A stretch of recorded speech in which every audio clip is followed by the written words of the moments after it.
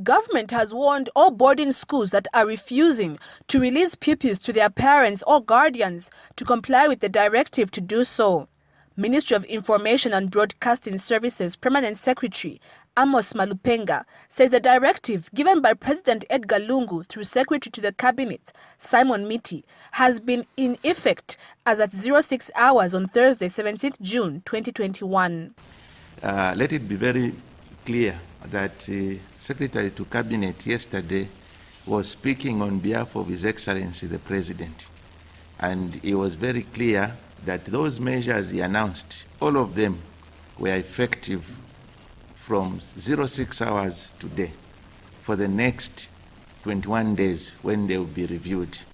So we want to call upon those few school authorities who may be waiting for official communication that the pronouncement was made and they don't expect any other communication other than what Secretary to Cabinet pronounced yesterday. So we asked them to cooperate, and in fact Secretary to Cabinet even clarified that in case of parents who may delay in picking up their parents, school authorities are expected to keep looking after those children.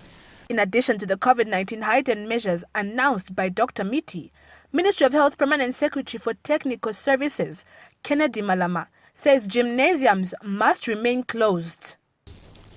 Yesterday, the gymnasiums were not specifically alluded to, but I bring the message from the Secretary to the Cabinet on behalf of His Excellency the President that the gyms are closed. What we expect for the gyms is to be innovative and ensure that people can exercise outside, following the 5 golden rules. They can space up and do the aerobics and other activities, not in a closed place. In the last 24 hours, Zambia has recorded 3,394 new COVID-19 cases out of 16,002 tests conducted.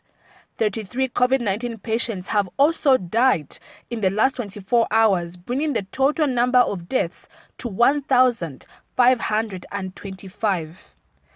Director for Infectious Diseases in the Ministry of Health, Professor Lloyd Mlenga, says unlike the previous 2 waves, majority of patients dying in the 3rd wave are aged below 65.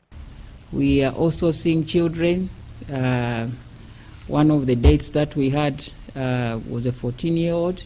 We also had a 19-year-old. We had an 18-year-old. So we are seeing also children being affected. Then again, among those that are dying, majority of them are below the age of 65.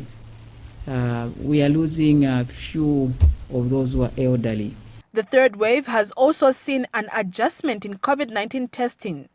Dr. Aaron Shibimba is head of pathology and laboratory services in the Ministry of Health. We have got a strategy to use the antigen rapid test kits in the health facilities, and we are only using the antigen rapid test kits in specific circumstances.